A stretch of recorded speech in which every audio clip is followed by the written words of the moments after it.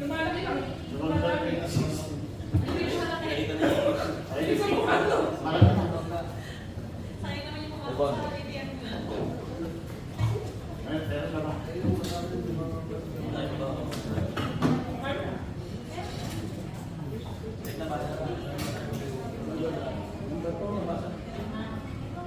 Madam Chair, wala na pong katanungan. Kahit po ang ating aprobahan ng measure number 4, the resolution of Politing Supplemental Annual Investment Program Plan number 7 for budget year 2025 of Limba Nueva Ecija as embodied in Municipal Development Council MDC Resolution number 7 series of 2024 dated December 3, 2024 with the corresponding amount of 2,955,000 pesos to be allocated for various programs, projects, and activities of the municipality of Limba, subject to existing laws, rules, and regulations, and so on. Hearing none. It is seconded by Senator Mendoza and all members present. Other matters. Other matters. So yung ano, franchise. Number 5 po. Basta naman? Ako pa.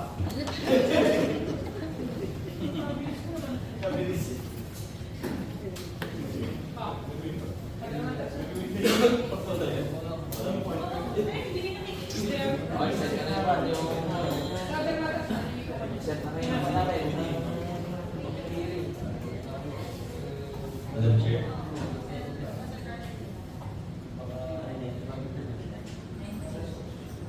Madam Chair, alis kung magtatawag ng committee meeting sa December 19, alas 10 ng umaga tungkol sa ating tinatapos na gawain na number 3 kasama na rin po ang ating annual investment program for the year 2025.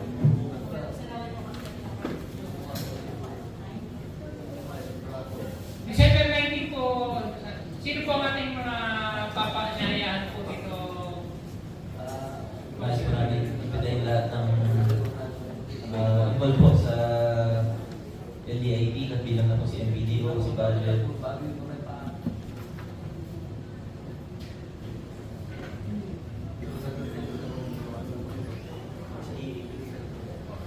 Yung local na no? Budget, si Sir Po. Kasama na po ang local development council po siguro. Bilang LDIP na tatalakay. Sa lahat ng local Nakapirma dun sa papel na ito. ano, local selection board? Dapat.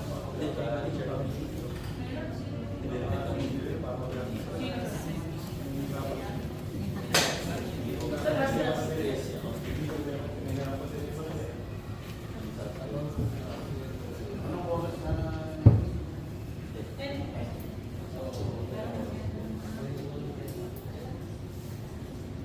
Wala pang babag.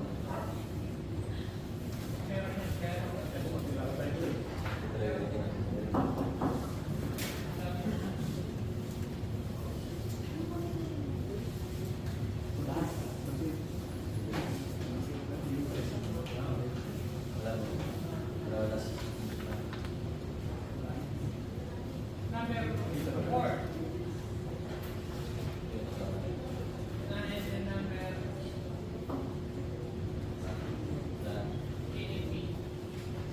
Different budget. 28.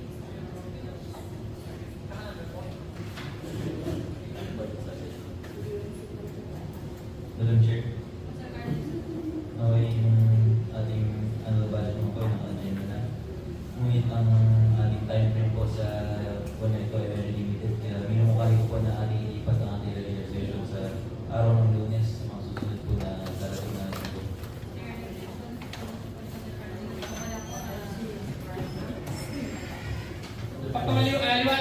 Konti kaliwanag na lang po ibig po sabihin sa chairman po ng rules, ang ating regular session na po is gagawin na po natin Monday. Simula po sa nitong darating na Lunes. Tama po, para po sa next year, masanay na po tayo ng Monday. Same time po ba? Yes po. Ito po ay mananatiling Lunes hanggat hindi po na motion na ibalik sa Martes.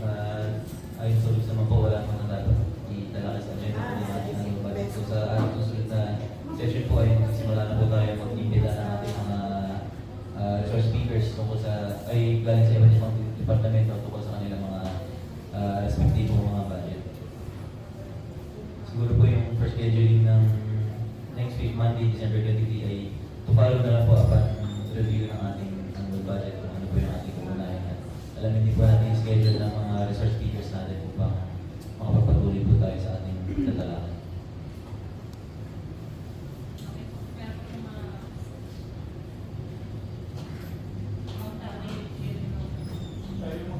Sa ibang talangin, may concern lang po ako sa committee ng rules po. Gusto kong tanongin, Mr. Secretary, nagkaroon na po ba ng kasagutan hingga doon sa administrative case ng barangay sa Taanan kung sila po di ba nung nakakaraan, hinihiling po natin, kung di ako nagkakamali, hinihiling natin na sagutin muna nila papel sa papel ang pagsagot. Ano po ba ang status po nung natin, case natin? Kasi kung titignan niyo po, baka magkaroon tayo ng problema sa pag-decision po niyan at baka meron po tayo nakakalimutang trabaho po na nakaatap po sa atin yan. Madam Chair, additional lang po dun. Sa pagkakaalam ko po, bagang po absent, nagkaroon po ng pagtatalakay kasama yung mga involved sa administrative case na yun. Kung maaari lang po sana marinig yung naging report. Or kung meron na. Pwede, doon sa pag-usapan kasi namin, hindi mo na sa pag-usapan kasi namin, bumasi kami sa mga papel. Hindi makapag-desisyon ng may sagot po kasi ang pulong barangay na unang ikinaplen po siya, sumagot po ang pulong barangay. Ngayon po gusto po na pinagkaisahan ng lahat na sagutin muli, binigyan ng pagkakataon yung punong barangay para sagutin po yung ibang mga katanungan po na nagko-complain. Dahil hindi po malinaw yung pagkakasagot niya. Hinarap naman po ng body, binigyan sila ng pagkakataon kung sila po ay mayroon pang puwang na magkaayos. Kaya hindi na po talaga kinaya yung yung usapin nila ng tungkol. Ngayon, ang inyong tinatanong ko sa ating Mr. Secretary, kung bumalik na po ba si Ginoong Limon para sagutin po yung papers. Wala pa akong naging huling ang committee in charge. Kasi po ang sa dulo po ng committee report, ang lahat ay sumang-ayon na mayroon ng probable cause sa administrative case number 1, series 2024, at itatakda ang preliminary hearing para dito ng lead committee sa isang sesyon na nakatakda. Kaya po siguro, pwede na pong magtakda ngayon ng committee chairman, lead committee chairman, kung ano na po ang susunod na gagawin sa administrative case. Hindi ba Mr. Secretary naglabas na siya nung una tapos naglabas na siya nung una na meron ng probable cause Tapos nagharap tayo, ang sumagot na sila. Ngayon, ang hinihintay lang natin para maging mas malinaw po yung pagsagot. Yung huli yung dapat sagot pa rin ng buong barangay doon sa affidavit na ipinadala ng Sumera, pinagsakta na. Ako, pagkakaalam ko po, hindi na po tayo umabot sa Hinihingi natin sila sa pagbibigay ng ruling o instruction sa kalihiman ng Sangguniang Bayan kung ano po ang gagawin kung sila nga ba'y sasagot dun sa reply, yung po mga complainant, wala pa pong instruction na nanggagaling po sa committee, overall committee. Kasi ang alam ko may mga hingi pa tayong dokumento dito sa court nila si Michelle nagkakita. Ang pagkakatanda ko, may pag-uusap natin noon, sagutin ng complainant yung sagot ni Kapitan. Asan na yung sagot? Asan? Hindi pa sila nasabihin. Alam po, hindi po tayo nakarating sa, dahil ngayon, inaasahan po namin na ngayon sasabihin nyo sa regular session. Bibigay po ang committee ng instruction sa akin para nang sa ganoon, alam ko po yung gagawin ko, hakbang kung ano po yung gagawin natin kung ano po, kung susulatan ulit para sa proper hearing o sasagutin yung reply affidavit ni Kapitan Limon. Hindi mo pala na sagutin nila yung ano. Sa labas natin pinagtanong na. Kaya lang, yung nakalagay na timeline natin doon sa pagkakuha natin. Wala namang problema, hindi pa naman po abutan siguro ng timeline. Kaya ako lang po, huwag po tayo maging rush. Ano po, kaya ako pinare-record po. Tignan po natin mabuti. Tutukan po natin mabuti yan sapagkat meron po tayo nakatakdang araw lang po dyan. Baka mamaya magkaroon tayo ng pagkukulang sa pagkukup ng administrative na yan. Yan na tayo magawa. Pinag-ahis natin sila, hindi sila nag-ayos. Kaya tingnan natin kasi sa huli kong dito, sa minutes ko, hanapin ko siguro mamaya. Pagkakaalam ko, hihintayin natin yung ulit na sagot ni Kapitan Limon doon sa isa. Kasi yung na rin pagtutugbay natin at titignan natin kung ano ba talaga yung pwede natin maging decision sa kanilang dalawa. So, bigyan mo na ito. Kasi hindi sila sumagot eh. Wala sila pinadalang papel. Wala, hindi sila sumagot. At least, kinuha natin yung sagot nila. Sila ang may pagkukulang. Hindi sila sumasagot eh. Madam Chair, sunod na lang po dahil napagkasunduan din naman yun, pag-usapan, na pasasagutin na lang yung sa side ni Complainant. Padala lang ng sulat para maigayan na nila yung maging kasagutan. Tapos may submit sa atin na yung araw dapat check. 15 days, bigyan natin. Kasi ganun na lang sunod mo, Madam Chair. Pero tingnan mo rin. Sila may pagkukulang. Hindi sila sumagot. Hindi pa kasi na-orderan. Hindi pa na-order. Hindi pa na-orderan. Kasi pinagtalunan natin sa Ganun na lang yung check. Gawan mo na lang yung letter. Gawan mo na lang yung letter. Madam Chair. Nais ko lang po linawin yung bilang natin ng 15 days. Kung paano po natin bibilang kasama yung holiday, weekend.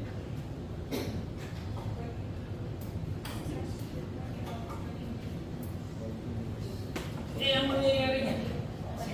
Kasi yung 15 days nung nakakaraan yun, ipinay dyan, sinunod na natin yung working days para wala silang masabi. In-accept natin yung mga sabi na dito. Tingin ko, yung working days na tayo para maging mas mahaba yung pagsagot nila, may yung timeline nila, mas mahaba.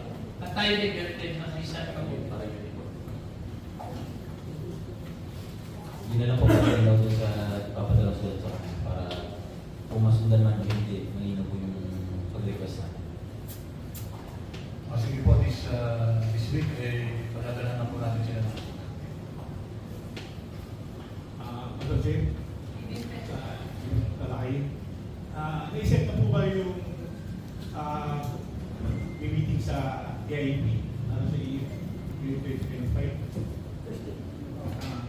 Sir, ko na lang, prepare na lang din yung nagawang AIP nung nakaraan.